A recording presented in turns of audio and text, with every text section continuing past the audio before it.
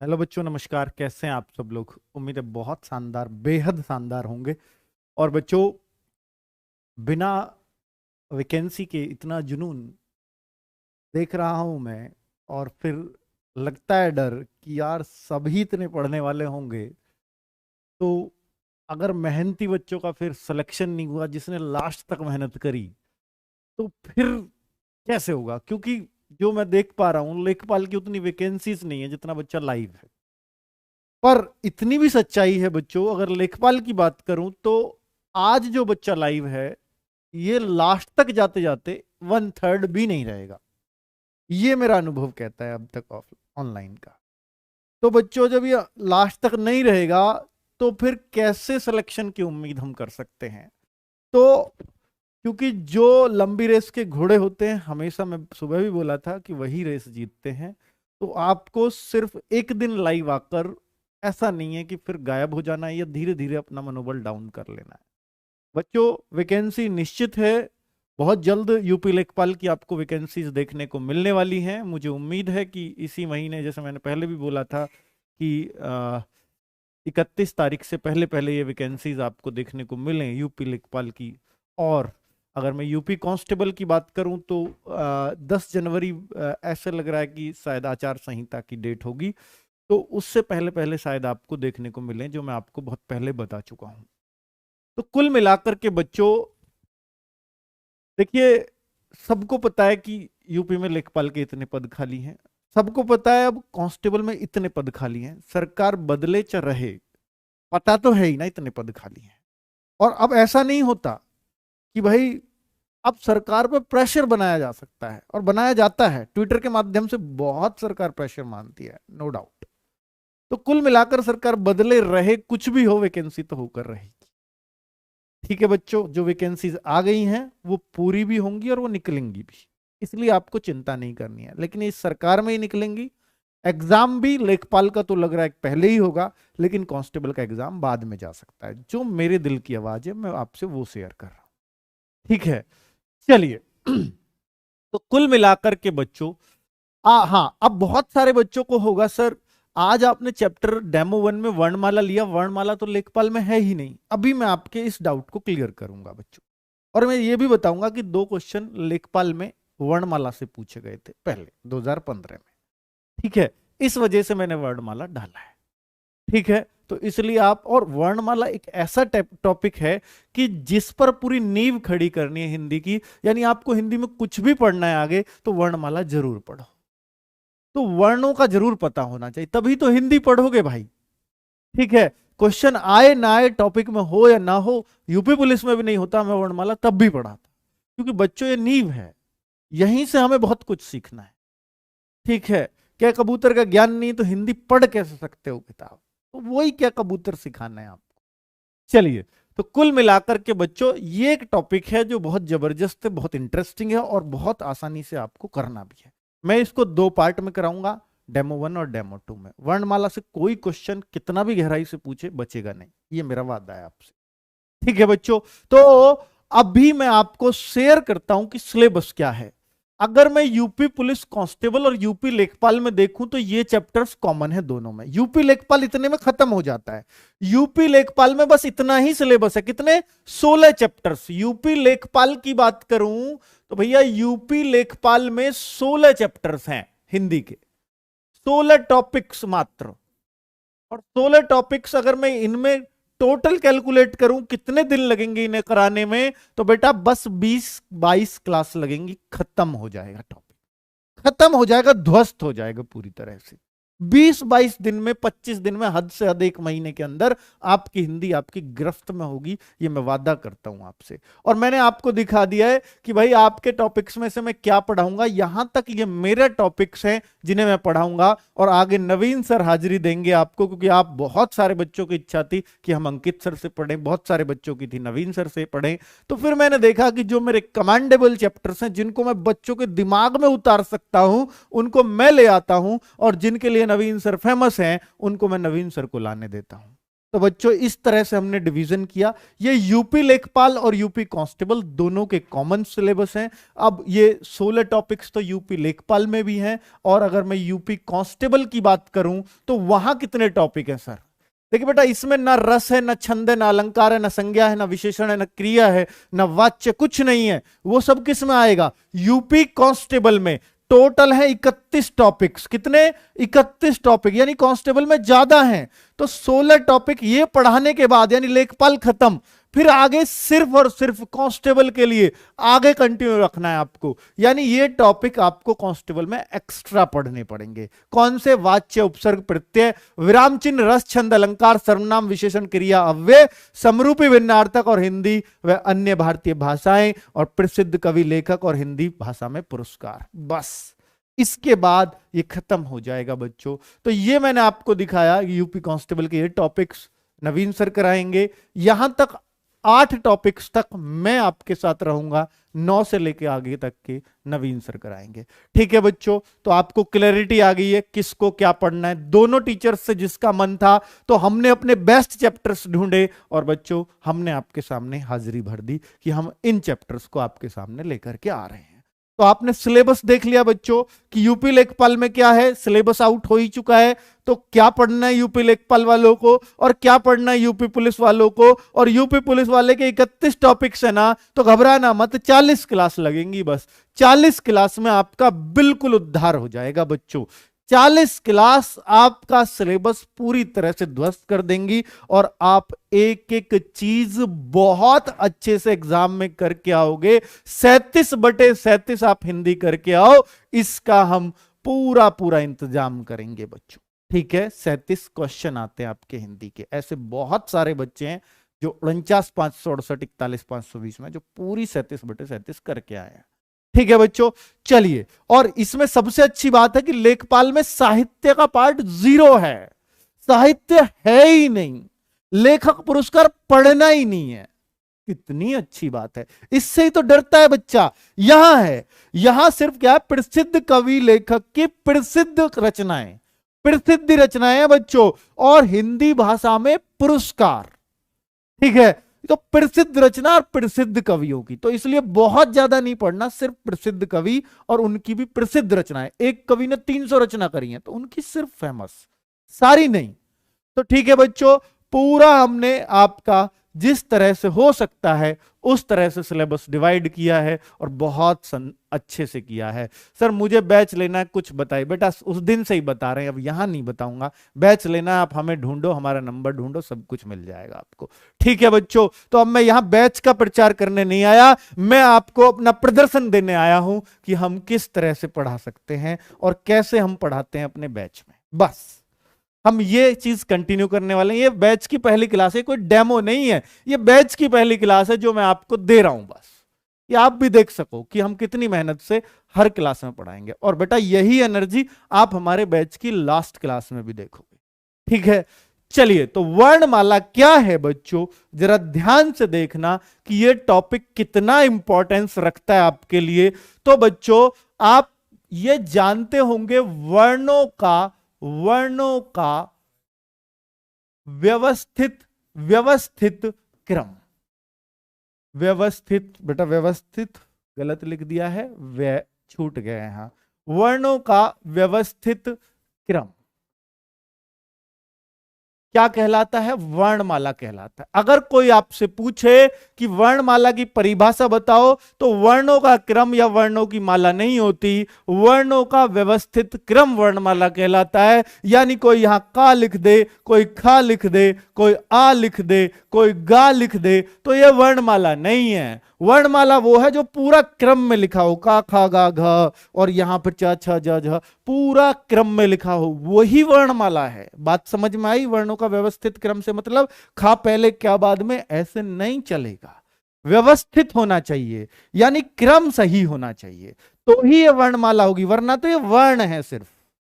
अब बच्चों वर्ण को हम क्या कहते हैं? वर्ण का दूसरा नाम आप सुनते होंगे, वर्ण का दूसरा नाम होता है अक्षर। अक्षर जिसको तोड़ा ना जा सके, यानी बेटा अक्षर उसको कहते हैं जो टूटता ना हो, जिसका क्षर ना हो सके, जिसका विनाश ना हो सके। क्षर माने विनाश, तो वर्ण कहते हैं अक्षर को, यानी जिसको तोड़ा ना जा सके उसको क्या कहते हैं? वर्ण कहते हैं। ऐसे आप कह सकते हो। और वर्ण जो है, हम ये भी कहते हैं कि भाषा की सबसे छोटी इकाई बताओ। सबसे छोटी इकाई, इकाई क्या होता है बेटा? नापने की चीज, कि भाई कितना सारा मामला लिखा हिंदी में आपने, तो वो बताएगा इतने वर्ण लिखे हैं। जैसे अंग्रेजी में बोलते कितने लेटर हैं इसमें, कितने अक्षर हैं इसमें, तो भाई जो अक्षर लिखे हैं ना वो बता देगा कि कितना मटेरियल आपने लिखा है, कितने पेज भर दिए होंगे। वो कहेंगे 500 शब्दों में बोलते हैं और बार, अब मैं कह रहा हूं 5000 वर्णों में लिखो, तो आपको अंदाजा हो जाएगा, अच्छा 5000 वर्ण तो बहुत ढेर एरिया में आएंगे, इतना लिखा होगा 5000 वर्ण इतने में। उसी को कहते हैं इकाई। तो यानी ये नापने की इकाई है हिंदी को, कि भैया कितना लिखा, कितने पेज भरे, इसी को कहते हैं कितनी भाषा आपने लिखी। तो भाषा की सबसे छोटी इकाई क्या कहलाती है? वर्ण कहलाती है। लेकिन अगर इसको ये ही आ जाए कि भाषा की सबसे छोटी सार्थक इकाई क्या कहलाएगी? भाषा की सबसे छोटी, बेटा ये डायरेक्ट क्वेश्चन बन जाते हैं। भाषा की सबसे छोटी सार्थक इकाई अगर कोई पूछे, यानी जो अर्थ रखती हो, वर्ण कोई अर्थ नहीं रखता अपना, लेकिन अगर सार्थक इकाई आ जाए तो बेटा वहां हम कहलाते हैं, वहां हम इसको कहते हैं शब्द, क्योंकि शब्द ही सार्थक इकाई रखता है। जैसे मैं लिख रहा हूं कलम से, तो बेटा ये है सार्थक इकाई भाषा की, क्योंकि इसका अर्थ है। तो भाषा की सबसे छोटी लिख देना बेटा, सबसे छोटी सार्थक अगर वर्ड आ जाए तो वो शब्द होगा, लेकिन अगर सबसे छोटी इकाई आए तो वो वर्ण होगा। अब वर्ण और ध्वनि क्या है सर? वर्ण भी इसी को कहते हैं और ध्वनि भी इसी को कहते हैं। क्या ये ध्वनि क्या है बच्चों? जरा एक बात और सुन लो कि बेटा भाषा की सबसे छोटी इकाई वर्ण है या ध्वनि है? थोड़ा सा इसमें और क्लियर कर दो सर। तो बेटा मैं आपको बताता हूं वर्ण क्या है। वर्ण है भाषा की सबसे छोटी लिखित इकाई। लिखित, क्योंकि वर्ण तो लिखने में दिखाया जाएगा, लिखित इकाई भाषा की सबसे छोटी, यही लिख देना, भाषा की सबसे छोटी लिखित इकाई वर्ण कहलाएगी। लेकिन अगर इस छोटी इकाई को मौखिक इकाई बना दिया जाए तो मौखिक तो मतलब आवाज होगी, सिर्फ आवाज, और आवाज को ही तो ध्वनि कहते हैं। तो भाषा की सबसे छोटी मौखिक इकाई क्या कहलाएगी बेटा? ध्वनि कहलाएगी। तो आपको ध्वनि और वर्ण में मतलब समझ में आ गया। ध्वनि को लिखा नहीं जा सकता और वर्ण को लिखा जा सकता है। वाक्य अगर मैं का बोलूं तो वो ध्वनि है, अगर मैं का लिख दूं तो वो वर्ण है। बात आई समझ में? तो बेटा वर्ण क्या है अगर मैं उसका लिखित रूप दे दूं, और ध्वनि क्या है अगर मैं उसको बोल दूं। बस दोनों बात एक ही है, बिल्कुल वर्ण ध्वनि दोनों एक ही चीज है बच्चों। बहुत सही, आज अंतर क्लियर हो गया कि वर्ण और ध्वनि में क्या होता है अंतर। बेटा शब्द क्या है? जब दो चार वर्ण या अक्षर या ध्वनि मिल करके कोई एक सार्थक, यानी कोई जिसका अर्थ निकलता हो, वो एक समूह बनाकर एक अर्थ निकाल दें, उसी को हम शब्द कहते हैं। अर्थ होना चाहिए तभी शब्द है। कलम है तो शब्द है, कमल है तो भी शब्द है। वर्ण वही है, देखिए कलम कमल दोनों का अर्थ है, लेकिन इसी को मैं मकल कह दूं, मकल, ये शब्द नहीं है। तो बात आई शब्द में क्या अंतर होता है बेटा? शब्द वो होता है जिसका अर्थ हो, और जिसका अर्थ ही ना हो वो शब्द नहीं है। ठीक है, बहुत बढ़िया। ध्वनि होती है, सॉरी ध्वनि लिख दिया मैंने, बेटा लिखा सही है ध्वनि, मैं बोल रहा हूं ध्वनि है यार, देसी है, इतना तो समझो भाई। ठीक है, ध्वनि नहीं होती, मुझे भी पता है भाई, मुझे भी पता है। चलो बहुत बढ़िया बालक हो तुम, इसका मतलब सही देख रहे हो, सही जा रहे हो। और बेटा वर्ण के भेद अगर कोई पूछे तो मैंने आपको अब यहां से पढ़ाना है, यहीं से आपको पूछा जाएगा क्वेश्चन, यहीं से आपका बनेगा। वर्ण का भेद बेटा यूपी पुलिस में पूछा जा चुका है 49,568 में, कि वर्ण के भेद बताओ। वर्ण के कितने भेद हैं? तो बेटा वर्ण के दो ही भेद हैं, जिसका पहला भेद है स्वर और दूसरा भेद है व्यंजन। स्वर और व्यंजन। स्वर और व्यंजन। ध्यान दीजिए, वर्ण के भेद कितने होते हैं, परिभाषा समझ ली, सब कुछ समझ आ गया, वर्ण से जो क्वेश्चन बन सकते थे। अब हम सिर्फ स्वर और व्यंजन की बात करेंगे। बेटा 13,000 पार कर दिए। जस्ट एक शेयर अगर आप कर सकते हो, जोर ना पड़े, उंगली ना दुखे तो कर देना, वरना तो आपका भाई इतना प्यार दे दिया तो कोई दिक्कत ही नहीं है बच्चों, इतने से भी बहुत अच्छा काम चलेगा। चलो ये पच जाएगा हमारे, कोई दिक्कत नहीं है। तो देखो बेटा, स्वर की अगर मैं बात करूं, जो वर्ण, देखिए वर्ण तो आप समझ गए हैं, तो जो भी वर्ण स्वतंत्र रूप से बोले जाए, स्वर की परिभाषा देख लीजिए, जो भी वर्ण स्वतंत्र रूप से बोले जाएंगे, स्वतंत्र रूप से बोले जाएं, वो क्या कहलाएंगे बच्चों, वो कहलाएंगे आपके स्वर। और जो भी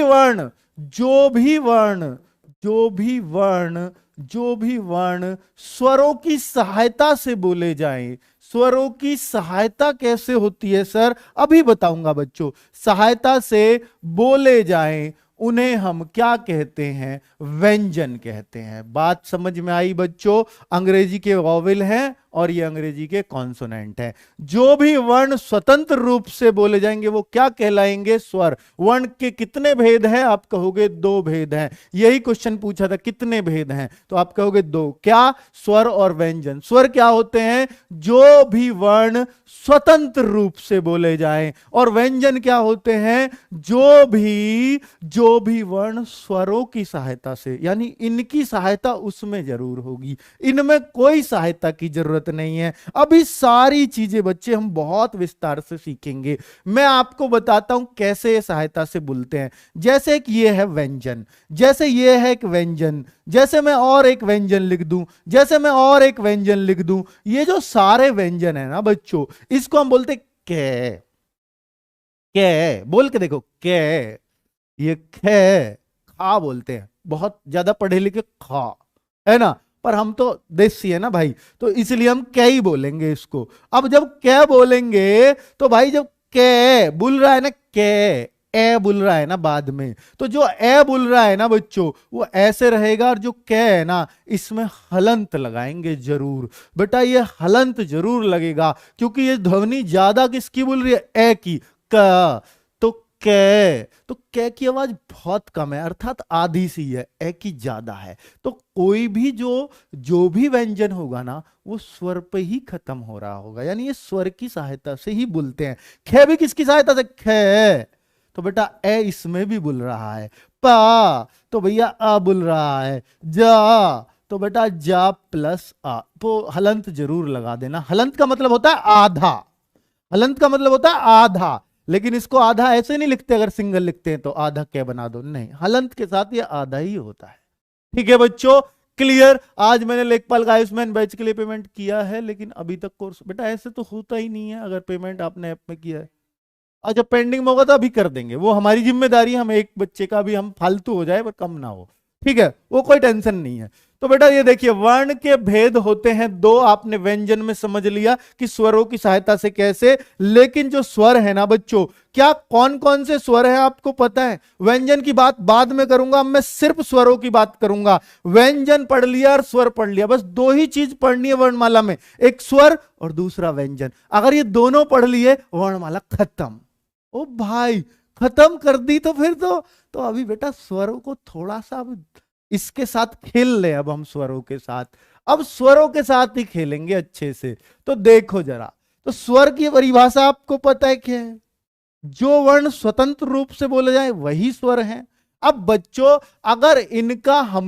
अगर हम इनके प्रकार देखें, यही तो हमें पढ़ना है अच्छे से, स्वर के प्रकार। पहले स्वर देख लीजिए होते कौन कौन से हैं, ज्यादा अच्छा रहेगा। प्रकार पढ़ने से पहले हमें पता हो स्वर होते कौन कौन से हैं, जरा देख लेते। ए आ, छोटी ई, बड़ी ई, छोटा ऊ, बड़ा ऊ, और बेटा आगे अगर देखूं तो आगे खुद बताइए, री होता है, री बोलता है, रे नहीं बोलता है, री। और बेटा आगे अगर देखूं तो ये होता है ए, और ये आई, ये ओ, और ये औ। और बेटा अब जो ना, पहले जब हम पढ़े रहे तो आगे अंग और अह भी लिखा रहता था, लेकिन आजकल क्या है, ये अलग लिखे रहते हैं। आजकल उन्हें भी ज्ञान हो गया है कि भैया बच्चों को ही अलग पढ़ाना शुरू करो, नहीं ये यूपी पुलिस की तैयारी करेंगे तो मिला देंगे।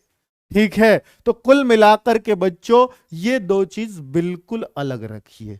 तो अगर मैं देखूं तो स्वर टोटल कितने हुए, जरा गिनती कर दो बच्चों। तो स्वरों की संख्या कितनी होती है, कोई आपसे पूछे स्वरों की संख्या कितनी होती है, तो आप कहेंगे सर स्वरों की जो संख्या है ना वो 11 हो गई। लेकिन बच्चों ये लिखने के आधार पर है, ये लिखे ही तो है, लिखने के आधार पर, लिखने के आधार पर स्वरों की संख्या। फिर दूसरा आधार कौन सा होता है सर, बेटा उच्चारण, यानी बोलने के आधार पर। उच्चारण के आधार पर स्वर कितने होते हैं सर, वो भी बता दो फिर।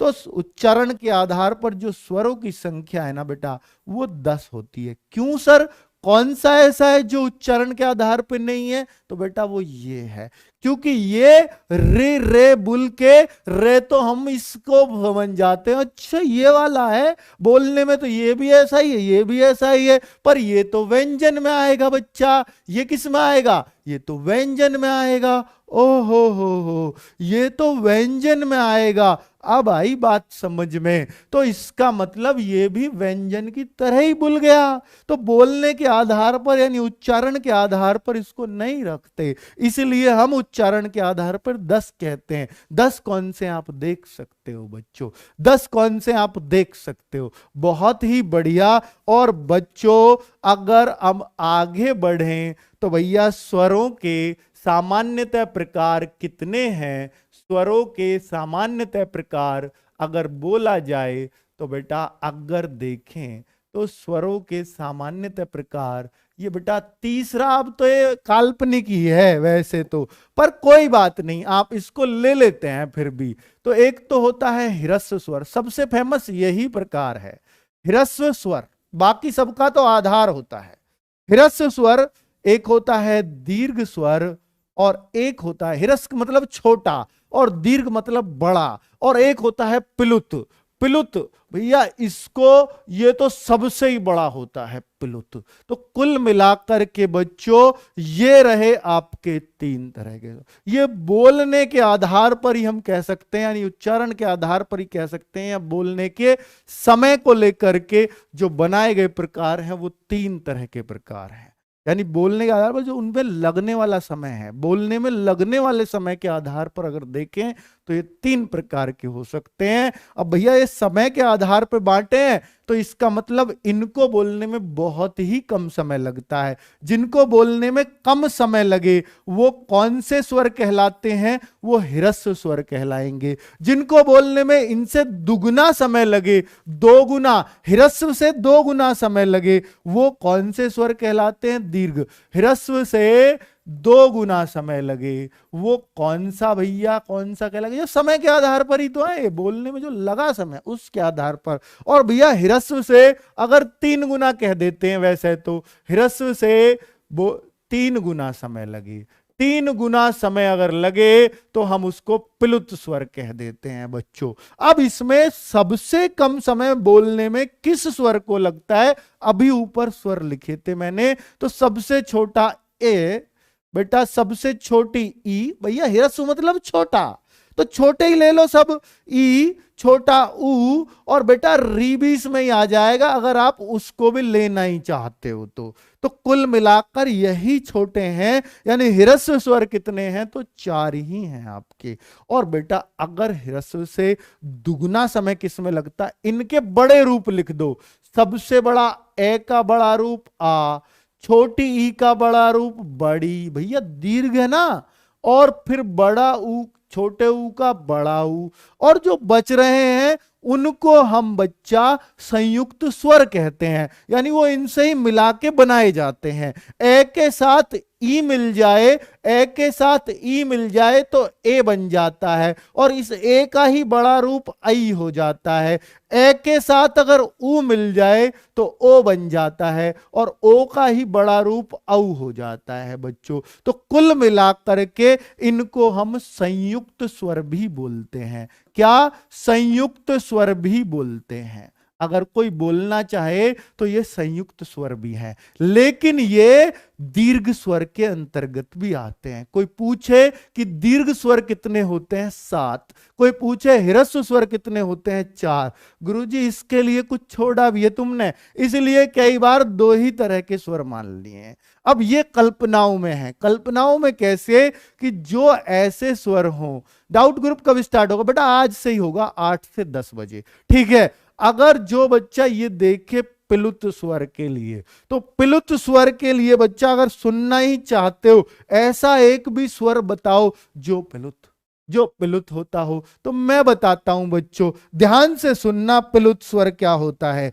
पिलुत होता है बच्चा, पिलुत स्वर होता है, यानी अगर ऐसे बोला जाए, किसी चीज को, किसी ध्वनि को खींचकर, ध्वनि तो है, ध्वनि को खींचकर बोला जाए, जैसे ओम। अब क्यों, मैं तो इसमें व्यंजन आ गया, अरे छोड़ो ना, तुम जो खींच के बोला वही स्वर है। ओम राम राधा, किसी भी चीज को खींच के बोल दो, सब प्लुत स्वर में आ जाएगा, क्योंकि आपने आ खींचा, ओम में ओ खींचा, ओ खींचा तो ओ तो स्वर ही था, तो जो आपने खींचा है ना, उसी को हम क्या कह देते हैं, प्लुत। ओ खिंचाना इसमें, तो खींचने वाले को ऐसे देखो डिनोट किया जाता है, ऐसे ऐसे, इसका मतलब आपने ये खींच दिया, ओम। और बेटा राम को अगर खींचना, आ का डंडा ही तो खींचा, तो इसके बाद आ का डंडा खींचते जा रहे हो, राम। राधा में खींचना, राधा, तो आ के डंडे को, ये कहलाते हैं प्लुत स्वर। ठीक है बच्चों, तो आपको एकदम क्लैरिटी आ गई है, क्या ह्रस्व है, क्या दीर्घ है, क्या संयुक्त है। अब जो संयुक्त है, अब संयुक्त है तो संयुक्त क्यों है? क्योंकि वो किसी के संयोग से बना है। तो ये भी क्वेश्चन बन जाता है, ए किसके संयोग से बना है? तो बेटा ए के और ई के संयोग से। ये संधि में भी बड़ी काम आने वाली चीज है।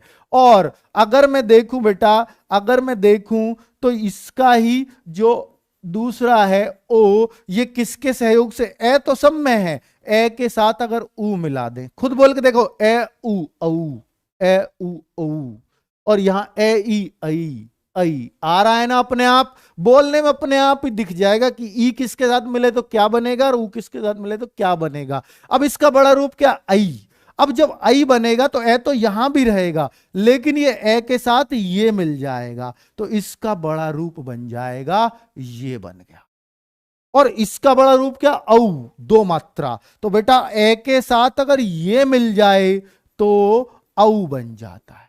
तो ये लीजिए, अब बच्चा ए की जगह ए का बड़ा रूप भी लगा सकते हो, अर्थात आ भी इनके साथ मिल जाएगा तो भी यही बनेगा। ठीक है, क्लैरिटी आ गई कि संयुक्त स्वर हैं, तो ये संयुक्त किस किस के मिलने से बनता है। बहुत ही सही। ठीक है सर, नीरज सर कौन सा टॉपिक पढ़ाएंगे? बेटा बता दिया जाएगा आपको, 1 तारीख से वो पढ़ाएंगे, वो बता दिया जाएगा, वो यूट्यूब पर रहेंगे free of cost. Naveen sir लिखित आधार पर स्वरों की संख्या, बेटा लिखित आधार पर मैं अभी आपको बता देता हूं। हाँ, जो मैं आपको बोलूं, देखिए यहां पर अगर मैं बोलता हूं कि इनको किसी भी रूप में बेटा स्वर नहीं कहा जा सकता, ये मैं छोड़ गया, पता नहीं क्यों रह गए थोड़ा सा जल्दबाजी में। अयोग गवाह इनको बोलते हैं, दोनों को। अयोग गवाह में इनका नाम है अनुस्वार, और बेटा इसका नाम है विसर्ग, इसका नाम है विसर्ग। ठीक है बच्चों, इसका नाम है विसर्ग, इसका नाम है अनुस्वार, और इन दोनों को मिला के बोलते हैं अयोग गवाह। तो ये अगर कोई पूछे अयोग गवाह क्या है, तो अयोग गवाह ये दोनों है। अनुस्वार क्या है? ये अंकी बिंदी, कहीं भी अंकी बिंदी मिले, जैसे मैं अंकित लिखूं, जैसे मैं पंकज लिखूं, तो आप कहो जी अंक में तो पूरा आ रहा, अंकित में तो ये, लेकिन पंकज में सिर्फ अंकी बिंदी आ रही है, तो भी अनुस्वार ही है वो। ये मत सोचना ए के ऊपर बिंदी आएगी तो ही अनुस्वार है, नहीं, पै के ऊपर भी आएगी, क्योंकि पै में भी तो ए ही आ रहा है ना बाद में, पै पंग पंकज, तो वहां भी अनुस्वार ही होगा, और ये अह विसर्ग कहलाता है। क्लैरिटी है? बहुत सही। तो बेटा इनको किसी भी रूप में, ना लिखित आधार पर ना उच्चारण के आधार पर, इनको स्वर मान ही नहीं सकते। ठीक है, लेकिन वर्णों में कह सकते हो इसको, ये टोटल 13 वर्ण हो गए। बस वर्णमाला में टोटल वर्ण कितने, उसकी बात मैं आगे करूंगा, तो वो कैसे बोलेंगे जब व्यंजन पढ़ा रहा हूंगा। ठीक है बच्चों, चलिए बहुत बढ़िया। अब मैं आगे बात करता हूं बच्चों कि ये आपने पढ़ा कि संयुक्त स्वर, दीर्घ स्वर, ह्रस्व स्वर, सब कुछ आपको समझ में आ रहा है, संख्या भी आपको पता चल रही है। ये आपने सामान्य बोलने के लगने साले समय के आधार पर किया है। अब मैं करता हूं बेटा जीभ के आधार पर इनका वर्गीकरण। जीभ के आधार पर स्वर, स्वरों का वर्गीकरण। स्वर जो है, जीभ के आधार पर जो स्वर बांटे जा सकते हैं, वो जो बांटे जा सकते हैं वो 3 तरह से बांटे जा सकते हैं। जीभ के आधार पर कैसे सर? जो जीभ के अगले हिस्से से बोले जाए वो अग्र स्वर कहलाएंगे, और जो जीभ के मध्य हिस्से से बोले जाए वो मध्य स्वर कहलाएंगे, और जो जीभ के पश्च हिस्से से बोले जाए उसे पश्च स्वर कहेंगे, पश्च स्वर कहेंगे। अब बच्चों ये स्वर की बात चल रही है बच्चों, अग्र स्वर कौन से हैं, मध्य कौन से हैं, पश्च कौन से हैं, सब कुछ आपको 10 स्वरों से करना है बच्चों। 10 कौन से, री भी हटा दो, उन 10 स्वरों को यहां रखना है। एक आगत स्वर भी होता है, कोई पूछे कि आगत स्वर कौन सा, ये ये आगत स्वर है, ये लिख लेना बस, कहीं इतना कर लेना कि ये आगत स्वर क्या है। ये आगत कहां से आया है, ये अंग्रेजी भाषा से आया है। कहां से बेटा? आगत उसको कहते हैं जो हमारी भाषा में कहीं और से आया हो। अंग्रेजी से कैसे आया है सर? ये बेटा हम जैसे बोलते हैं डॉक्टर, तो डॉक्टर, तो यहां डॉक्टर बोलते हैं बहुत सारे लोग, डॉक्टर गलत है, वो डॉक्टर, ये अंकी बिंदी नहीं है बच्चों, ये बोला जाता है डॉक्टर, क्योंकि ये अंग्रेजी में जो ओ है ना उसी से आया है बच्चों, डॉक्टर, ये आया है, ये सीधा ओ उठ के आ गया यहां पे, तो ये अंग्रेजी का ही वर्ड था। तो जैसे कॉफी, जैसे टॉफी, तो ये सब अंग्रेजी के ही शब्द हैं जो हमारी हिंदी ने अपना लिए। अब हम हिंदी में भी इसको ऐसे मात्रा चढ़ा के लिख देते हैं। बहुत सही, यह रोज चलेगा सर। बेटा ये ऐप की क्लास है, ये आज आपको डेमो दिया जा रहा है, ये सीधा ऐप में चला जाएगा, ठीक है? और 2 दिन और डेमो चलेगा। और बताओ, वर्णमाला तो मैं पूरा ही फ्री में पढ़ा रहा हूं आप। चलो, तो कुल मिलाकर के बच्चों अब मैं आपको दिखाना चाह रहा हूं कि भैया अग्र स्वर कौन से होते हैं। बेटा मैंने कितने आसान तरीके से याद किए, मैं उसी आसान तरीके से आपको याद कराऊंगा, ठीक है? देखिए बेटा, जैसे अगर मैं बोलूं तो मैंने अग्र को ऐसे याद कर रखा है, अग्रीय। जैसे बेटा अग्रीय, जहां भी अग्र आ जाए समझ आओ अग्रीय, तो आपको अग्रीय बोलना है, इसको अग्रीय याद रख लेना, आपका काम हो जाएगा। अग्रीय से कैसे याद करेंगे बेटा? अग्र में 2 चीज फालतू हो गई, एक तो ई और एक बड़ी। बेटा ये मैं ही सिखाता हूं इस तरीके से आपको, शायद कहीं नहीं सिखाएगा कोई पूरे यूट्यूब पर। अग्रीय में याद रखना है तो छोटी बड़ी, क्योंकि ई आ गई तो ई के तो दोनों रूप आएंगे। अब बेटा ए आ गया तो ए के भी दोनों रूप, एक का छोटा रूप, एक का बड़ा रूप। तो अब अगर कोई पूछे आपसे अग्र स्वर कौन से होते हैं, जी ये रे 4, क्लैरिटी है, ठीक है? अब मैं मध्य स्वर की कोई बात करेगा, बेटा अग्र स्वर क्यों है? जो स्वर जीभ के अगले हिस्से से बोले जाएं, क्योंकि हम जीभ के हिस्से पे बांट रहे हैं, जीभ के अगले हिस्से से बोले जाने वाले स्वर। अगले हिस्से से बोल के देख लो, या अगले हिस्से से ही बोलेंगे, अगले हिस्से से बोले जाने वाले स्वर, बिल्कुल भी जोर नहीं पड़ेगा इन बोलने में, बोले जाने वाले स्वर। बोल के दिखाऊं? अरे खुद बोल लो ना। ई, ऐसा लग रहा है यहीं रखा, ई ए आई, बेटा ऐसे रखा, यहीं से फेंक रहे हो बाहर को, तो ए ई आई, ये कितना आसान है, अग्र। अब बेटा मध्य की बात करूं, जीभ के मध्य के हिस्से से, मध्य जीभ के, उससे सिर्फ एक ही वर्ण है, मध्य से सिर्फ एक ही है, याद रख लेना। एक तो सभी याद रख सकते हैं, वो है ए, सबसे पहला वर्ण मध्य से बोलता है ए। तो आपको लग रहा है ये आगे से नहीं, ए तो आगे से बोलेगा ही नहीं, ए बंद करके देखो, ए थोड़ा सा मुंह खोलना पड़ रहा है, यानी थोड़ा सा जोर लगाना पड़ रहा है। तो जीभ के मध्य हिस्से से अगर बोला जाएगा तो वो ए कहलाएगा। अगर बेटा पश्च हिस्से की बात करूं तो बाकी जो 5 स्वर बच गए, 4 ये रे 1 ये रहा, बता सकते हो ना 4 कौन से बच गए बेटा? नहीं 5 बच गए, तो वो 5 कौन कौन से बच गए? आ बच गया बेटा, ई तो आ गया, दोनों ऊ बेचारे बच गए अभी, और बेटा और क्या बच गया, अब दोनों ओ बच गए बेचारे, तो वो दोनों ओ भी यहां आ जाएंगे। अगर आपको आगत भी लिखना है तो इसमें लिख देना, जो जहां ये ऐसे आते हैं वहीं आ जाता है बेचारा। तो कुल मिलाकर के तो नोट्स मिलेगा बेटा, सब कुछ परिभाषा, परिभाषा प्रिंस ही बनाएगी लड़की, कौन सी बना रही है नोट्स, परिभाषा पूरी लिखना जो मैं बोल रहा हूं, ठीक है। बच्चों को इतनी सी भी दिक्कत नहीं होनी चाहिए बेटा, इसकी जिम्मेदारी हम लेंगे, नोट्स बहुत शानदार मिलेंगे। चलिए, तो बहुत बढ़िया। तो सर आपने पहले सार्थक इकाई वाक्य बताइए। बेटा भाषा की सार्थक इकाई वाक्य भी हो सकती है एक सेंस में, नो डाउट, ठीक है, लेकिन सबसे छोटी इकाई, सबसे छोटी नहीं बताई होगी। भाषा की सार्थक इकाई वाक्य है, लेकिन भाषा की सबसे छोटी सार्थक इकाई शब्द है। क्लियर, बहुत सही। चलो, और वाक्य की भी अगर कोई वाक्य की सार्थक इकाई पूछे तो भी शब्द है। क्या बढ़िया यार, लॉजिक है भाई बात में। तो कुल मिलाकर के अब आप अग्र पश्च मध्य खुद कर पाओगे नहीं बेटा, अग्रीय बोलना है बस एक बार, ये दो चीज आ गई खत्म, मध्य में एक याद रखना ए, और फिर बचे कुछ है यहां डाल दो। तो बेटा जीव के आधार पर क्लियर। क्या मैं अगले पेज पे जा सकता हूं, एक और आधार बना सकता हूं, अगर आप कह दो तो, इजाजत हो तो, इजाजत हो तो बेटा देखो, मुख खुलने के आधार पर, ये मेरी अपनी ट्रिक है बच्चों जिससे मैंने खुद याद रख रखे हैं। मुख खुलने के आधार पर, मुख खुलने के आधार पर स्वरों का वर्गीकरण लिख देना, स्वरों का वर्गीकरण। तो बेटा स्वरों का वर्गीकरण, वर्गीकरण मतलब बांटना, तो बेटा ये चार प्रकार से बांट सकते हैं। और फिर से याद रखना पड़ेगा इतना, बेटा कुछ नहीं है, सब यही याद होगा आपको। देखो, मुख खुलने के आधार पर, जिसमें मुख बंद हो, ये बंद मुख से ही भूल जाएंगे, अभी दिखाऊंगा बोल के भी, संवृत स्वर, संवृत स्वर। और जिनमें मुख आधा बंद हो, अर्ध संवृत स्वर, अर्ध संवृत स्वर, अर्ध संवृत स्वर। और जिनमें मुंह पूरा खुल जाए, विवृत स्वर, विवृत स्वर। और जिनमें मुख आधा खुले, फिर तो एक ही बात हो गई, नहीं नहीं, इसमें आधा बंद हो, बस ऐसे ही रटना है, चाहे मतलब एक ही है, पर इसमें बंद है, संवृत मतलब बंद और विवृत मतलब खुला, बस। जिनमें आधा खुला हो, अर्ध विवृत। तो बेटा मुख खुलने के आधार पर और बंद होने के आधार पर ये वर्गीकरण है।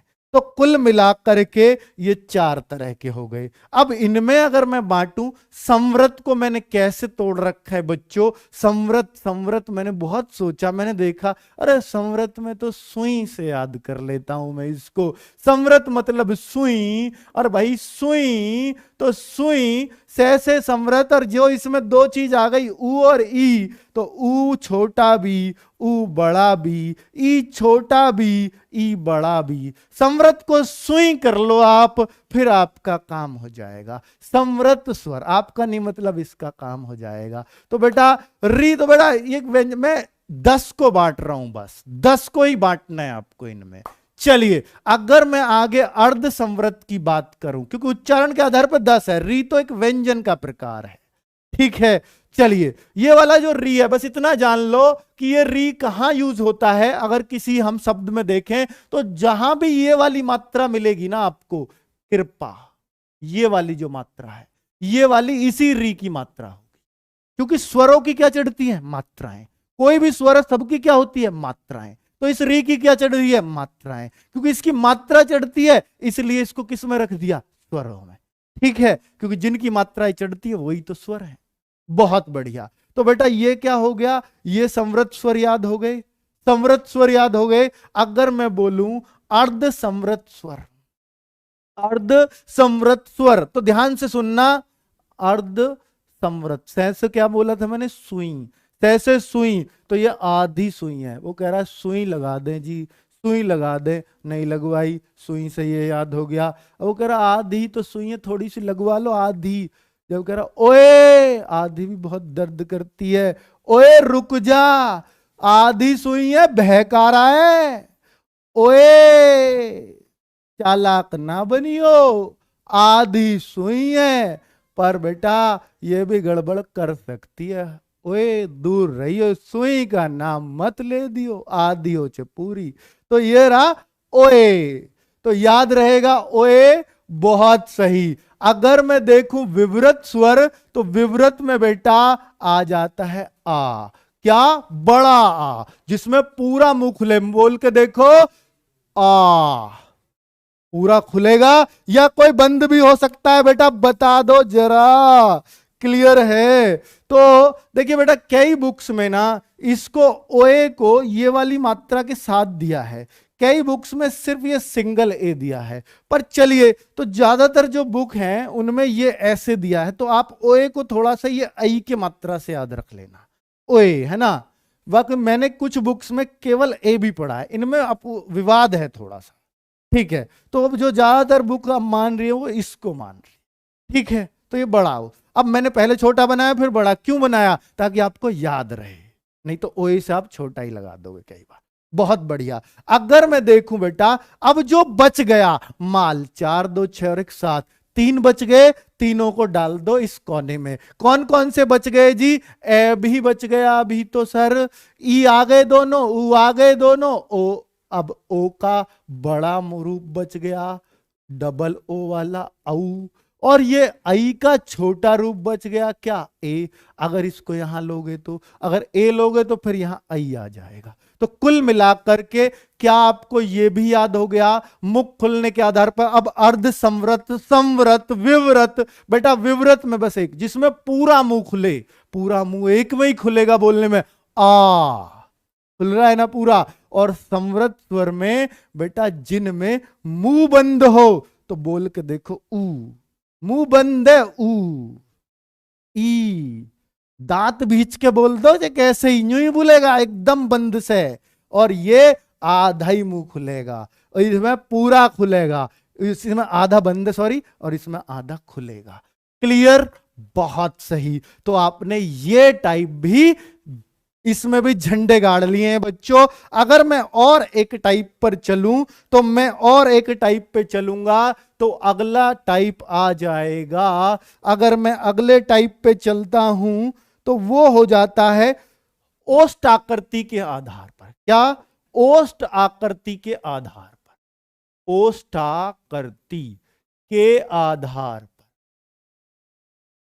के आधार पर स्वरों का वर्गीकरण। सर ये कितने, बस लास्ट है बेटा, लास्ट, डरो मत। 4 तरह से बांट दिए, इतना कर दिया बेटा कि अब एग्जाम में क्वेश्चन दूर चला जाए भला तुमसे, ऐसा कभी हो ही नहीं सकता। तो बेटा ये रहा, तो एग्जाम में क्वेश्चन दूर भागने का मतलब ही नहीं, कहां भागेगा यार, इतना कुछ पढ़ लिया। तो स्वरों के प्रकार, तो बेटा यहां हम बोलते हैं, एक तो वृत्तमुखी, जैसे मुंह खुलने के आधार पर, वो सॉरी ओष्ठाकृति के आधार पर अभी सिखाऊंगा, वृत्तमुखी और आवृत्तमुखी। आवृत्तमुखी तो बेटा जिनमें, जिनको बोलने पर, जिनको बोलने पर, ओष्ठ है ना, ओष्ठ मतलब होठ, जिनको बोलने पर होठ वृत्त बना दे, वृत्त गोल गोल हो जाए, गोल गोल, उनको कहते हैं वृत्तमुखी स्वर। और जिनको बोलने पर होठ गोल ना हो, तो अवृत्त स्वर हो गए, आवृत्त स्वर, आवृत्त मुखी। यानी मुख गोल हो जाए, मुख वृत्त बन जाए, तो वो क्या कहलाएंगे?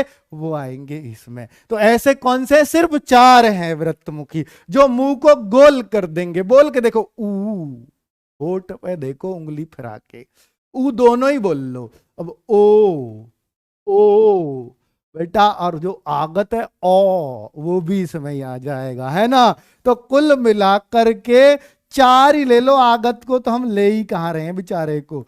तो ऊ, ओ और औ, ये 4 किस में आ जाएंगे? वृत्तमुखी में। अब तो डर ही नहीं है बच्चों, खत्म कर दिया, और बाकी जो बच गया माल यहां डाल दो। अजी ना बन रहा बेटा, होठ चेक करवा ले, शायद डिफेक्ट हो थोड़ा सा, हमारा तो बन के दिखा रहे हैं हम तो आपको, ठीक है बेटा। अब इसमें क्या बताऊं तुम्हें यार, नहीं बन रहा, वह पास आके बनाऊंगा क्या? ई, ई, और फिर क्या बन जाता है बच्चों? ए, आई, कोई और भी रह गया क्या? भूला बिछड़ा, 3 भूल चूक लेन देनी, 3 3 6 और 4 10 बेटा हो गए, पूरे पूरे हो गए। तो कुल मिलाकर के हमने देखा स्वरों के सारे प्रकारों को बच्चों बिल्कुल जड़ से खत्म कर दिया। अब तो स्वरों में आपको नहीं घूमना है कहीं भी। स्वरों से जो आधारित क्वेश्चन होगा मुझे नहीं लगता अब आप छोड़ेंगे बच्चों। अब मैं व्यंजनों की बात करूंगा, क्योंकि वर्ण 2 प्रकार के थे, एक स्वर, स्वर हमने पढ़ डाला। अब हम व्यंजन पे चलते हैं बच्चों, और व्यंजन क्या है जरा सीखते हैं। व्यंजन क्या है? जो भी वर्ण, बेटा व्यंजन पे आते हैं, स्वर खत्म, व्यंजन पे चलते हैं। बहुत बढ़िया। अब देखो, हाँ कोई और दिक्कत नहीं, बस आ और आहा वो तो बेटा मैंने पहले ही बता दिया, अंग और आहा वो अयोगवाह हैं और उनसे ज्यादा क्वेश्चन आता ही नहीं है। तो कुल मिलाकर के बच्चों अंग और आहा वो सिर्फ अयोगवाह हैं, एक उनमें अनुस्वार है, एक उनमें विसर्ग है। इतना जान लिया, खत्म कर दी उनकी कहानी। इसके अलावा उनके बारे में कुछ नहीं जानना। अब बस उनका यूज होगा उच्चारण स्थान सिखाऊंगा जब, ठीक है, तो उनका यूज होगा। तो बेटा अब मैं व्यंजन में आपको थोड़ा सा और बताने वाला हूं। व्यंजन में बेटा, व्यंजन में हाँ चलो जाति के आधार पर और स्वरों को बंटवार, वैसे वो इतना इंपॉर्टेंट नहीं है, पर अगर आप कह ही रहे हो सर जाति के आधार पर और बांट दो, तुम ज्यादा पढ़े लिखे हो, क्या करें यार तुम, मतलब कुछ भी। बेटा ये मैंने कहीं देखा नहीं है इसको पूछा जाता हुआ, पर अगर आप कह ही रहे हो तो चलो मैं बांट ही देता हूं। जाति के आधार पर स्वर 2 ही प्रकार के होते हैं, एक सजातीय एक विजातीय। चलो भैया धन्य हो गए, सजातीय विजातीय। अब सजातीय क्या है, विजातीय क्या है? जो एक सी जाति के हैं वो सजातीय है, जो अलग जाति के हैं वो विजातीय हैं। अब आप खुद ही बता दो बच्चों, एक ही जाति के और दूसरी जाति के क्या होंगे? तो इसमें जो ए है, जो आ है, ये एक ही जाति के हैं दोनों। और जैसे बेटा अब ई है, दोनों ई हैं, ये एक ही जाति के हैं दोनों। जैसे ऊ है और ये ऊ है, ये सब एक ही जाति के लगे ना, सजातीय हुए ना, कि देखो 2 2 का जोड़ा बन रहा है एक सी जाति के। अब जो बच गए वो विजातीय हैं। यानी बच्चों अब आप कहो सर इसका भी तो बड़ा रूप, बड़ा नहीं है बेटा, ये तो बस बनाया है, एक सी शिकल है, लेकिन ये इसका बस जस्ट बड़ा रूप है, ठीक है। तो ये इनको हम बोलते हैं विजातीय। ये जो 4 है ना ये विजातीय माज, बस जो संयुक्त है वो विजातीय।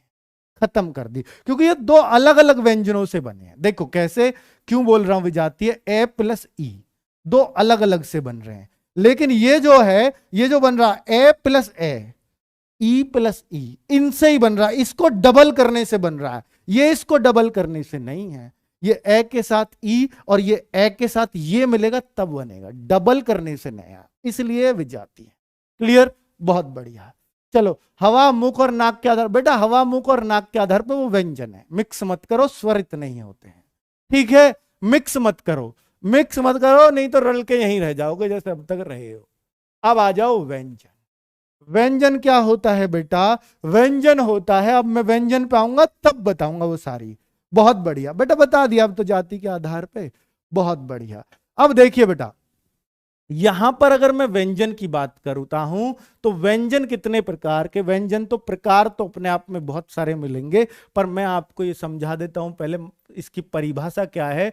जो वर्ण, बेटा ऊपर ही बता दिया, जो वर्ण स्वरों की सहायता से बोले जाए, स्वरों की सहायता से बोले जाए, सहायता चाहिए इन्हें, अपना कोई नहीं है, बोले जाए, वो क्या कहलाते हैं? व्यंजन कहलाते हैं। अब व्यंजन को बेटा लिखने का तरीका देख लो, व्यंजन को लिखने का तरीका देख लो और सीख लो, बेटा बहुत काम आएगा। ये सबको सीखना, थोड़ा ज्यादा चमके इसलिए व्हाइट से लिखूंगा। ये देखो, का, खा, गा, घा, और ये रहा अंगा, अंगा बोलते हैं इसको। अब आगे देखिए, इसको बोलते हैं पूरा कै वर्ग, का वर्ग। इसको हम ऐसे याद रख सकते हैं, का, देखिए बेटा इसको थोड़ा याद रखने का, वरना तो आप भूलते रहोगे। जिनको नहीं आता लिखना वो ऐसे लिख ले, पहले कचट तप, याद रख लो, कचट तप। जिनको लिखना नहीं आता उनके लिए सिखा रहा हूं, जो कमजोर है लिखने में। कचट तप यानी कै वर्ग, चे वर्ग, ट वर्ग। लिखने का तरीका बेटा आप अगर नहीं लिख पाते हो तो आज से लिखना सीख जाओगे इनको। प वर्ग, इनको वर्ग कह देते हैं। और आगे देखना क वर्ग में आते हैं ये सारे क ख ग घ और अंगा। अब च वर्ग में आते हैं च छ ज झ और आगे आ जाता इया। इया क्या होता है? ऐसे बनता है ये, ऐसे, ठीक है, ऐसे बनता है बच्चों।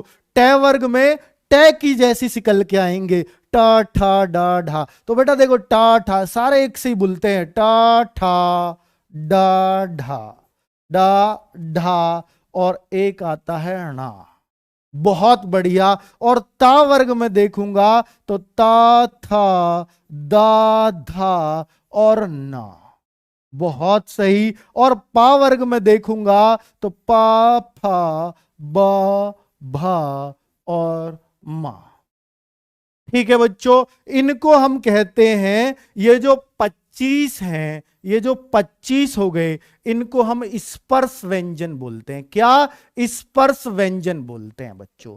स्पर्श यानी इनको बोलते समय हमारी जीभ मुख के किसी ना किसी हिस्से को स्पर्श करती है, इसलिए क्या है ये, इसलिए क्या है ये स्पर्श व्यंजन है। और बच्चों अगर आपको बात करूं फर्स्ट सेकंड, इन पे लाइन डाल दो, थर्ड और इन पे फोर्थ और इन पे फिफ्थ। एक कह रहा है बच्चा जी हैप्पी न्यू ईयर पे कुछ छूट देंगे। बेटा हैप्पी न्यू ईयर पे सबकी मिलती होगी, हमारी बंद हो जाएगी उससे कहीं पहले, क्योंकि हैप्पी न्यू ईयर बनाने को ना आपको थोड़ा ज्यादा खर्च, वैसे ही खर्चीले बनते हो, इसलिए फिर छूट क्यों दें, फिर तो ज्यादा लें आपसे गिफ्ट के तौर पे। चलो, तो कुल मिलाकर के ये जो 5वें में आया है ना बच्चों, ये जो 5वें में आया है, इसको हम बोलते हैं, ये जो 5वें हैं इनको हम पंचमाक्षर, पंचमाक्षर, पंचमाक्षर। इनको नासिक्य वर्ण भी बोला जाता है, क्योंकि ये सब नाक से बोले जाते हैं, इसलिए इनको क्या बोलते हैं? नासिक्य वर्ण भी बोलते हैं। क्या? नाक से। देखो अंगा, नाक को बंद करके बोल ही नहीं सकते इनको। इया ना बोल के दिखा दो नाक बंद करके, ने में। बेटा ये नाक में करी आ रही है, इसलिए नासिक, नासिक के मतलब नाक होता है। बहुत सही बेटा। कंठ तालु बाद में बताऊंगा, उनकी चिंता मत करो आप। अगर मैं देखूं बच्चों यहां पर ये 25 आप लिख सकते हो क्या? अगर लिख सकते हो तो बेटा जल्दी से बता दो। लिख देंगे जी, अब तक कोई दिक्कत नहीं है। इन 25 से अलग बेटा और जो लिखा जाता है इसी क्रम में, य र ला वा, य रा ला वा, इनको हम बोलते हैं बच्चों, इनको हम बोलते हैं अंतस्थ, अंतस्थ व्यंजन। क्या? अंतस्थ व्यंजन। अंतस्थ व्यंजन में हर कोई व्यंजन अपनी एक खास बात रखता है। क्या खास बात है सर? वो जैसे ये और वे में एक खास बात होती है बच्चों, इनको हम दोनों को अर्ध स्वर बोलते हैं, क्योंकि ये स्वरों के स्थान पर यूज हो जाते हैं, इसलिए इनको अर्ध स्वर बोलते हैं। कैसे बोलते हैं जरा ध्यान से सुनना। जैसे आप एक शब्द लिखते हैं महिलाएं, महिलाएं, तो बेटा ये आया ना इसकी जगह, तो ये तो व्यंजन है, तो इसकी जगह हम स्वर भी लगा सकते हैं, महिलाएं। ये देखिए लग गया ना बच्चों। तो ये की जगह स्वर, यानी ये स्वर के स्थान पर क्या ये यूज हो सकता है, तो इसीलिए हम कहते हैं स्वर के स्थान पर यूज हो जाएगा तो अर्ध स्वर। ऐसे ही बेटा अगर मैं लिखूं कौवा, तो वे को भी ऐसे ही देखिए कौवा, अगर मैं इसको लिखूंगा तो कौ आ भी बहुत जगह लिखा देखोगे, तो वे किस में बदल गया? ए में, यानी वे के स्थान पर ए भी यूज कर दिया, वो भी करेक्ट है, वो भी करेक्ट है, तो वे भी क्या चला जाएगा? अर्ध स्वर में। तो ये और वे दोनों अर्ध स्वर के रूप में यूज किए जा सकते। ठीक है, क्लियर? बहुत बढ़िया। अगर मैं बात करूं बच्चा, ये वे क्लियर हो गए। अब इन दोनों की क्या खास बात है सर? देखिए चारों अपनी खास बात रखते हैं। ये रे क्या खास बात रखता है? रे को प्रकंपित या लुंठित वर्ण कहते हैं। लुंठित क्या होता है सर? प्रकंपित, प्रकंपित, प्रकंपित या लुंठित, लुंठित, लुंठित। तो बेटा ये दोनों ही नाम इसी के हैं। लुंठित, ये देखिए लुंठ हो के आ रहा गुड़मुड़ी खा के रे, तो अब प्रकंपित क्यों? जब इसमें ध्वनि का कंपन हो रहा है, देखो आप बोल के रे, तो बेटा कंपन करके आ रही है कि नहीं, रे कांपती हुई आ रही है अंदर से, तो इसलिए प्रकंपित वर्ण बोलते हैं। प्रकंपित या लुंठित वर्ण इसको बोला जाता है। और एक रह गया बेटा, इसकी भी खास बात हो गई। ले की क्या खास बात है, ये भी लिख दो जो लगे हाथों। ले को बोलते हैं पार्श्विक व्यंजन। पार्श्विक, ये सब क्वेश्चन पूछे हुए हैं इनसे। पार्श्विक व्यंजन, सर ये पार्श्विक व्यंजन कैसे हैं, अब ये भी बता दीजिए। तो बेटा पार्श्विक व्यंजन इसको इसलिए बोला जाता है, पार्श्व माने होता है पीठ, यानी ये जो पीठ है आपकी, इसको पार्श्व मतलब पिछला हिस्सा, पिछला पीठ। पीठ पार्श्व जो वो है ना, किसका पर्यायवाची पीठ का है, तो भैया ये पिछला हिस्सा, पिछला, तो ये जीभ के पिछले हिस्से से बोला जाता है ले। बोल के देखो ले, ले बेटा, जीभ से बोल के देखो ले, तो आपका जो जीभ का पिछला हिस्सा वो दांतों पे लग रहा है जाकर, ले ले, दांतों पे लग रहा है जा जाके बार बार, इसलिए इसको हम पार्श्विक व्यंजन बोलते हैं। क्लियर, अंतस्थ भी क्लियर। और बचा बेटा ऊष्मीय व्यंजन, जरा ऊष्मीय पे आ जाओ, ऊष्मीय पे आ जाओ बच्चा, ऊष्मीय व्यंजन, ऊष्मीय व्यंजन। तो जरा देखो ऊष्मीय व्यंजन कौन कौन से होते हैं। से को लिखने का तरीका देख लो पहले। सबसे पहले ये से लिखा जाएगा, फिर ये से लिखा जाएगा, फिर बेटा आपका ये से लिखा जाता है। बेटा इनका भी क्रम है, कौन सा से पहले लिखा जाता है, ये वाला, फिर ये वाला, फिर ये वाला, फिर ये वाला। क्यों ऐसा पहले लिखा जाता है, इसका कारण कल बताऊंगा जब उच्चारण स्थान आपको क्लास में रटवाऊंगा। ठीक है बच्चों, तो अब अगर मैं बोलूं सा सा सा सा और हा, इनको ऊष्मीय या इसको संघर्षी भी बोला जाता है। संघर्षी व्यंजन कौन से हैं, संघर्षी भी इन्हीं को ही बोलते हैं। ऊष्मीय या संघर्षी व्यंजन किनको बोला जाता है, ये रहे।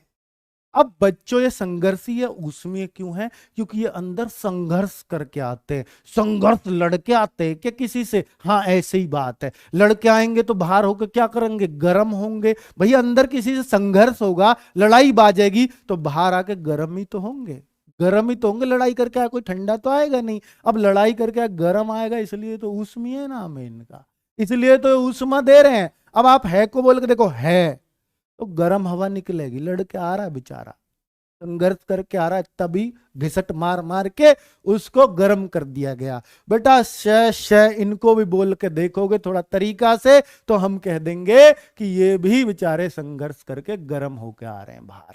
ठीक है, तो ये सारे गर्म होके आते हैं बाहर। चलो, तो कुल मिलाकर अगर मैं बोलूं तो बेटा यही है इनकी परिभाषा, क्योंकि ये याद करवाने की ट्रिक है नहीं, ये हकीकत ही है इनकी।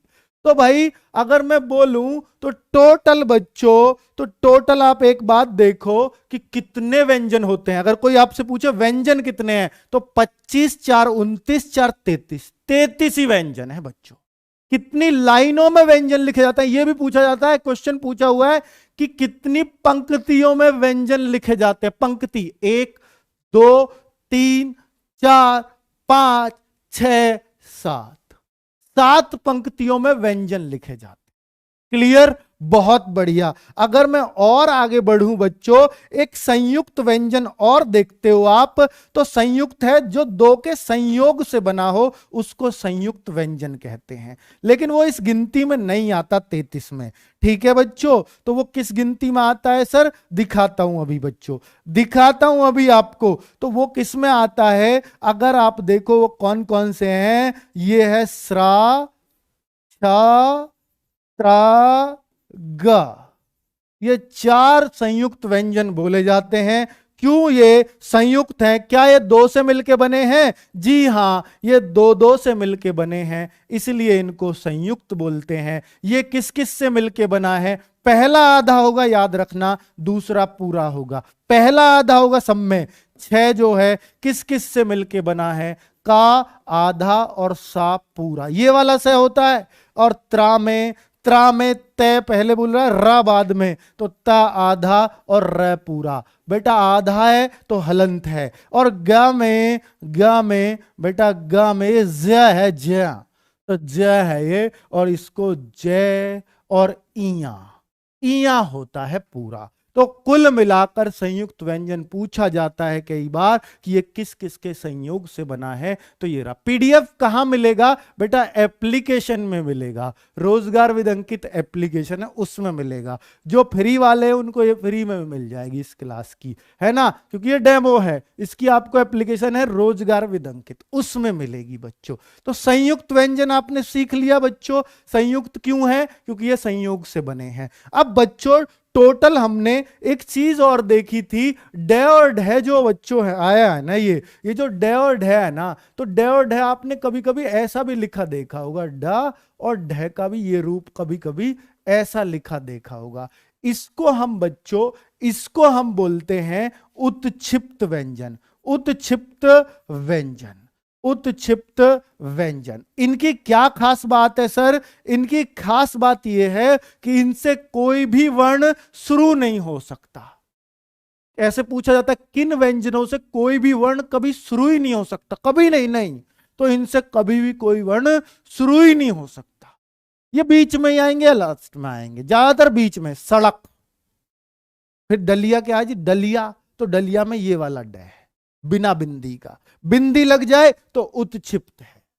क्लियर? अब बच्चों हमने सब कुछ पढ़ लिया, लेकिन सर अभी तो सघोष अघोष अल्पप्राण महाप्राण रह रहे। बेटा कल के लिए छोड़ दो, कोई बात नहीं है, उन्हें कल बता देंगे। और उच्चारण स्थान रह रहे, बस खत्म हो जाएगा मामला, इतना सा है। कल की वीडियो आधे घंटे की रहेगी और फिर क्वेश्चन करवा दूंगा, ठीक है? जो आए हुए हैं कहां कहां? यूपी ट्रिपल एससी में भी, लेखपाल में भी, और यूपी पुलिस में भी। जो इनसे रिलेटेड क्वेश्चन है कल वो भी करा दूंगा साथ में, ठीक है बच्चों? तो अभी मैं आपको ये बताने वाला हूं कि भैया वर्ण कितने होते हैं, टोटल वर्ण कितने होते हैं, या टोटल वर्ण, हाँ टोटल वर्ण कितने होते हैं, वर्णों की संख्या, वर्णों की संख्या।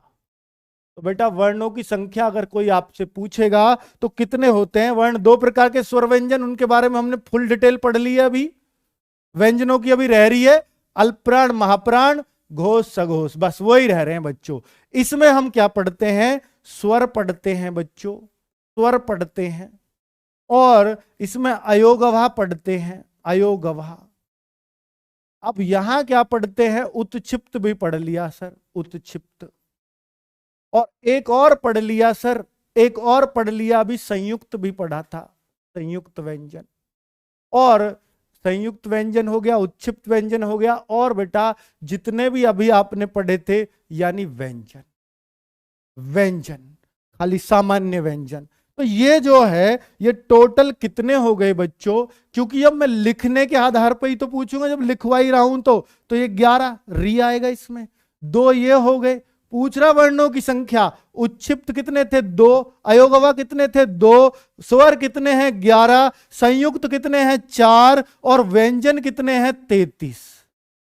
33 है ना बच्चों व्यंजन? तो टोटल कितना हो जाता है बच्चों? जरा देखो तो सही, टोटल कितना हो जाता है? इनको जरा देखते हैं, इनको जरा देखते हैं कि कितना हो जाता है। 11 2 13 2 15 4 19, 19 और 33 मिला के कितना हो गया बच्चों?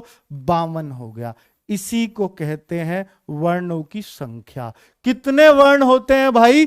52 होते हैं। अगर वर्णों की संख्या पूछे आपसे 52, लेकिन व्यंजन पूछे तो 33 और स्वर पूछे तो 11, लेकिन लिखित आधार पर 11, उच्चारण के स्थान पर 10 ही होंगे, ठीक है? उच्चारण करोगे, अर्थ करोगे, उच्चारण करोगे तो 10 कहोगे, बाकी टोटल वर्ण पूछेगा तो हमेशा कहना कुल वर्ण 52 होते हैं।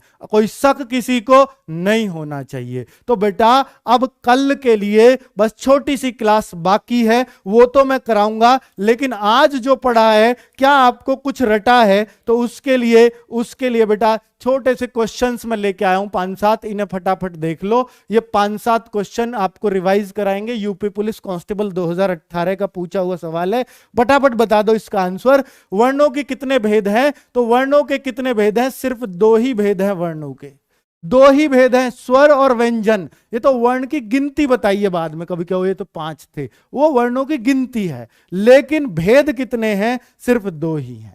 चलो अब बेटा हिंदी भाषा की कुल वर्ण लिपियां कितनी है? हिंदी भाषा की कुल वर्ण लिपियां कितनी है? तो वर्ण लिपि का मतलब क्या है? जो वर्ण लिखे जाते हैं वो टोटल कितने वर्ण लिखे जाते हैं? ये तो अभी बताया है 52। तो यूपी SSC में ही पूछा गया क्वेश्चन है 52 वर्ण लिपियां। अरे लिपि है ये सब, जो आप का देख रहे हो लिपि है, खा देख रहे हो लिपि है, ग देख रहे हो संयुक्त है पर लिपि है। हिंदी में जो वर्ण लिखे जाते हैं टोटल वो कितने हैं? वो 52 है, लिपि। ठीक है बच्चों, आगे बढ़ते हैं कि अयोग अभा अगर देखें बच्चों, आगत वागत नहीं लिए उसमें, आगत तो नहीं, स्वरों में भी है आगत, तो फिर व्यंजन में भी है, ज व, आगत नहीं लेंगे। ठीक है, अयोग अभा कहा जाता है, किसको कहा जाता है अयोग अभा? तो बेटा याद रखना, अयोग अभा किसको कहा जाता है? विसर्ग को और अनुस्वार को भी। अनुस्वार यहां है नहीं। ठीक है, ये महाप्राण अल्पप्राण कल बताएंगे। निम्नलिखित में से कौन सा स्वर संवृत है? कौन सा स्वर इनमें संवृत है? तो बता दीजिए। संवृत कैसे याद करवाया था? सुई से याद करवाया था। क्या आपको याद आएगा? सुई ऊ दोनों आ जाएंगे, ई दोनों आ जाएंगी, यही तो एक्स्ट्रा। ये होते हैं संवृत 4। तो इनमें क्या आ रहा है? सिर्फ ई। क्लैरिटी है कि नहीं है? बहुत बढ़िया। जो पढ़ा है बेटा वो सब क्वेश्चन आए हुए ला रहा हूं आपके सामने। ये कुछ भी नहीं है जो आपको पढ़ाया जा रहा है, ये बहुत आसान चीज है, ये बहुत आसान है जो आज तक आप मुश्किल मान के बैठे थे।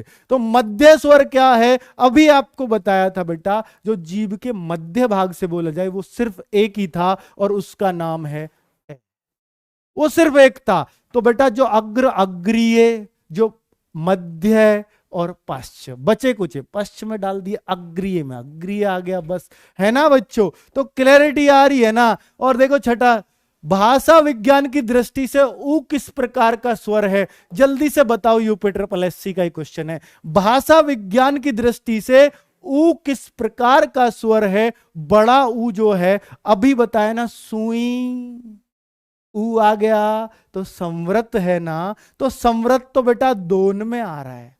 अब इनमें देखो ये अग्र है या पश्च है? अग्र होता तो अग्रीय, तो भैया अग्रीय ए के दोनों, ई के दोनों, तो ई ये वाली भी, ए ये वाला भी, ये तो अग्र है। और फिर मध्य क्या था? मध्य सिर्फ ये है, बचा क्या? ऊ पश्चिम में आएगा, तो संवृत भी है और पश्च भी है। तो अग्र पर संवृत नहीं है, पश्च संवृत है। कितना आसान है। जो बच्चा इसको दे रहा है वो बिल्कुल गलत है, वो बिल्कुल गलत है। थोड़ा दिमाग लगाना पड़ेगा बच्चों। और ये लास्ट क्वेश्चन आज का दे रहा हूं आपको, ये जस्ट एक रिवीजन था कि क्वेश्चंस कैसे आए हैं इनके ऊपर एग्जाम में। निम्नलिखित में से पार्श्विक ध्वनि कौन सी है? तो भाई ये तो सीधा सीधा ही है, ले को दांत में दे दे मारो तो पता लग जाएगा। तो भाई क्लैरिटी आई कि आपके पढ़ने में, लिखने में क्या सीखा आज आपकी क्लास से? और बच्चों कैसी लगी क्लास ये भी बता देना।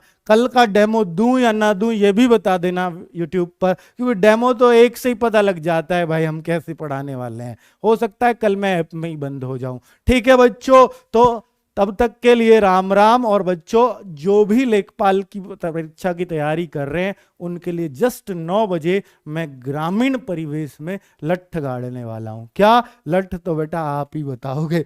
चलो, तो कुल मिलाकर धन्यवाद आपका इतना प्यार देने के लिए। नमस्कार है बच्चों, बहुत ही बहुत ही बहुत ही बहुत ही शुक्रगुजार हम आपके हैं। नमस्ते, धन्यवाद।